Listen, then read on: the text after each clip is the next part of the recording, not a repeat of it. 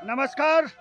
नरेंद्र सिंह नेगी जी ने एक गीत गाया था कि नेता बणिक दिखोलू रे, और वो उसमें कलाकार थे घन्ना। लेकिन वो गीत आज वाकई में लग रहा है कि एक दिन मैंने बॉबी पंवार के लिए कहा था कि ये वही बॉबी पंवार है जिसने सरकार की नाक में दम कर दिया है, अधिकारियों की नींद उड़ा दी है। तो आज धारा 144 लगी हुई है गांधी पार्क के आसपास। थोड़ा कैमरामैन को कहूंगा कि दिखाएं। आज सरकार की तरफ से, प्रशासन की तरफ से ऐसा लग रहा है यहाँ की आजादी का कोई आंदोलन छिड़ गया हो, या यह लग रहा है कि क्या हो गया है गांधी पार्क के बाहर इतनी पुलिस क्यों। चारों तरफ देखिए पुलिस ही पुलिस है, आदमी कम पुलिस ज्यादा। ऐसा मंजर कम ही देखने को मिलता है कि पुलिस इतनी संख्या में क्यों है। अब मैं बताता हूं आपको ऐसा क्यों है। 1 2 3 4 5 6 7 8 9 10 11 लोग हैं, यानी कि क्रिकेट टीम के बराबर लोग बैठे हैं। और देखिए कितनी खाकी है। ऐसा क्यों, यह सवाल आपके लिए छोड़ के जा रहा हूं कि क्यों। दरअसल इन युवाओं को एकता विहार जो धरना स्थल है वहां पे बैठे बैठे 100 दिन पूरे हो गए। एक तरफ सरकार के 100 दिन पूरे होते हैं, एक तरफ युवाओं के 100 दिन पूरे होते हैं। तो लिहाजा कल शाम को इन्होंने घोषणा करी थी कि ये 100 दिन पूरे होने पर गांधी पार्क के बाहर बैठेंगे। ये बैठे हुए हैं, इनके हाथों में देखिए उत्तराखंड मांगे सीबीआई, उत्तराखंड में भ्रष्टाचार नहीं चलेगा। और ये वही युवा हैं जिनके आंदोलन ने इसी जगह पर इतिहास गढ़ दिया था, और मैंने वो पूरा दृश्य आपको दिखाया था। अब यहाँ पे धारा 144 लगी हुई है, उसके बावजूद भी ये बैठे हैं। मुकदमे होंगे नहीं होंगे, क्या होगा। जब तक ये फ्री होते हैं तब तक कुछ और युवा हैं, जरा इनसे बात करेंगे। कैमरामैन इधर आ जाएं। भाई साहब, आज 11 लोगों की टीम के लिए स्वागत के लिए आज इतने खाकी पहुंची हुई है, क्या लग रहा है उत्तराखंड में हो क्या रहा है। देखिए, कल से हमारा धरना था। 10 तारीख को हमारे 100 दिन पूरे होते हैं। कल से ही पुलिस प्रशासन ने, पहले जो हमारा एकता विहार धरना स्थल है वहाँ रात को ही पुलिस पहुँच गई है, और हमारे जो युवा है उनसे पूछ रही कि आपके पास परमिशन का, जबकि परमिशन हमारे पहले से अवेलेबल है। अब समस्या ये है कि धारा 144 उन्होंने लगा दी है। यहाँ पे कांग्रेस का धरना होता है, बीजेपी के खुद के धरने होते हैं, तमाम दलों के धरने होते हैं, पर उनको कोई मनाही नहीं है, खुले हम अपना धरना करते हैं। पर जैसे ही उत्तराखंड बेरोजगार संघ अपना धरना प्रदर्शन करता है और उत्तराखंड के युवाओं की मांग को आगे बढ़ने के लिए आगे बढ़ता है, पर तभी सरकार को लगता है कि ये लोग गलत आदमी हैं, किसी ऐसी प्रवृत्ति के लोग हैं। इनको आप देखिए 11 लोगों के लिए 200 पुलिस है। मैं सरकार, चलिए, ये मैंने भी कहा है कि आदमी कम है, खाकी ज्यादा है, क्या कारण है। जी सर, ये देखिए, चलिए मैं आऊंगा आपके पास में। चलिए, अब ये हर महफिल में एक दूल्हा होता है, और उस दूल्हे की तैयारी के लिए जो तैयारी है वो ये है।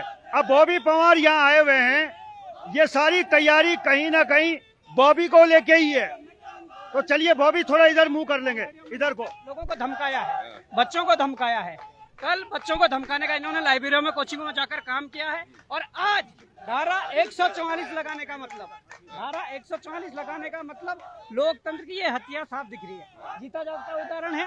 और मैं साफ कह दूं, ये इसलिए बचना चाह रहे हैं, इन्हें पता है कि अगर सीबीआई आई तो उनके राज खुलेंगे। जिन लोगों ने परीक्षा माफियाओं से परीक्षा पेपर बेच के, जिन लोगों ने चुनाव लड़ा है, वहां से पैसे कमाए, चुनाव लड़ा है, पेपर बेच के पैसे कमाए हैं और ऊपर दिल्ली तक पैसा पहुंचाया है, उन लोगों की पोल खुलनी अगर सीबीआई आ गई।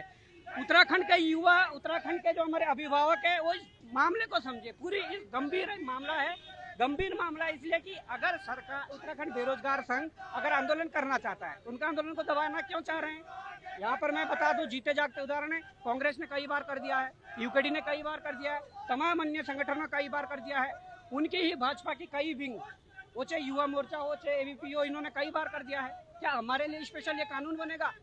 मैं तो ऐसे कानून पे थूकता हूँ जो कानून सिर्फ या तो व्यक्ति विशेष के लिए बना हो। यदि कानून होगा तो पूरे देश के हमारे जो नागरिक है उनके लिए कानून होने चाहिए, और अगर व्यक्ति विशेष के लिए कानून है तो ऐसे कानून बिल्कुल भी। चलिए चलिए थोड़ा पीछे चलेंगे क्योंकि फोन गर्मी में गर्म हो जाते हैं हमारे। कैमरामैन और थोड़ा छाया में आ जाएं।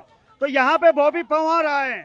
बॉबी पंवार वो दूल्हा है जिसके स्वागत के लिए इतनी तैयारी यहाँ पे शासन प्रशासन ने करी है। अब देखना है कि शासन प्रशासन ने धारा 144 लगा दी है, बावजूद इसके ये युवा यहाँ बैठ गए। यहाँ पे लिखा हुआ भी है धरना प्रदर्शन प्रतिबंधित क्षेत्र, लेकिन ये भी सच है कि यहाँ पे तमाम लोग धरना प्रदर्शन करते हैं, चाहे वो कांग्रेस के लोग हो, चाहे वो यूकेडी के लोग हो, चाहे अन्य दलों के लोग हो, अमूमन हमें धरना करते हुए दिख जाते हैं। अब इसमें देखना पड़ेगा कि थोड़ा सा अंत में इधर आ जाएं। यहाँ देखना पड़ेगा कि धारा 144 लगने के बावजूद भी अगर ये लोग यहाँ धरना प्रदर्शन कर रहे हैं तो क्या सरकार इन पे एक्शन लेगी? थोड़ा जल्दी में आ जाता हूँ। आज किस मांग को लेके बैठे हुए हैं? इतने लोगों को परेशान कर दिया आपने। परेशान हमने नहीं किया है, बल्कि प्रशासन ने हमें परेशान करके रखा हुआ है। रात को आते हैं और ज्ञापन सौंपते हैं कि आप आंदोलन नहीं कर सकते, आप धरना नहीं दे सकते। सुबह यहाँ पर अनाउंस करते हैं कि आप शहर में धारा 144 लगी हुई है। ऐसी कौन सी आपदा शहर के अंदर आई, ऐसी कौन सा बवंडर शहर में खड़ा हुआ, ऐसा कौन सा आतंकवाद शहर में फैला कि प्रशासन को रातों रात धारा 144 लगानी पड़ी। प्रशासन हमें डरा रहा है, हम प्रशासन को परेशान नहीं कर रहे, प्रशासन हमें परेशान कर रहा है, शासन हमें परेशान कर रहा है। कहीं ना कहीं युवाओं की मांगों को जायज मांगों को दबाने की साजिश की जा रही है। उत्तराखंड में भ्रष्टाचार को बढ़ावा देने की साजिश की जा रही है। उत्तराखंड के बेरोजगार युवाओं के आंदोलन को कुचलने की साजिश की जा रही है। अगर इनको इतनी फिक्र हमारी है तो जितने पुलिसकर्मी आज यहाँ पर प्रशासन द्वारा तैनात किए गए हैं, इनमें से किसी एक पुलिसकर्मी को तो कम से कम एकता विहार धरना स्थल भेज दे कि वहाँ के युवा आखिर देखो तो सही कि वहाँ वो किस हालात में रह रहे हैं। वहाँ रात को मच्छर सोने नहीं देते, गंदगी से बुरा हाल है, पानी की समस्या है, टॉयलेट की समस्या है, लेकिन वहाँ पर प्रशासन का एक भी नुमाइंदा वहाँ पर हमारे बीच नहीं आता है। और जब हम गांधी पार्क में आते हैं तो प्रशासन का खौफ देखिए, इतनी संख्या हमारे आंदोलनकारियों की नहीं, जिसके 10 गुना ज्यादा यहाँ पर पुलिसकर्मी तैनात कर दिए गए हैं। चलिए ये बात बिल्कुल सही है। भारतीय जनता पार्टी, कांग्रेस, यूकेडी और आम आदमी पार्टी 4 प्रमुख दल हैं यहाँ पे, लेकिन मैंने अपने जीवन काल में इन दलों को एकता विहार धरना स्थल पे धरना देते हुए नहीं देखा है। तो फिर इन युवाओं के साथ ये अन्याय क्यों? जब आपने धरना स्थल बनाया है तो यहाँ पे अन्य दलों के लोग या अन्य समूहों के लोग धरना यहाँ क्यों देते हैं? और अगर वो यहाँ धरना देते हैं तो फिर इनके लिए धारा 144 क्यों? ये सवाल मूल है। और ये सवाल हम इसलिए भी उठा रहे हैं क्योंकि लगातार हम उन धरने प्रदर्शनों को कवर करते हैं और वो धरना प्रदर्शन हमसे भी सवाल पूछते हैं कि ये कैसा कानून है, ये कैसी सरकारें हैं जिनके यहाँ नेताओं के लिए अलग कानून है और बेरोजगारों के लिए अलग कानून है। चलिए, मेरे लिए चेतावनी आ गई है कि मेरा फोन गर्म हो रहा है।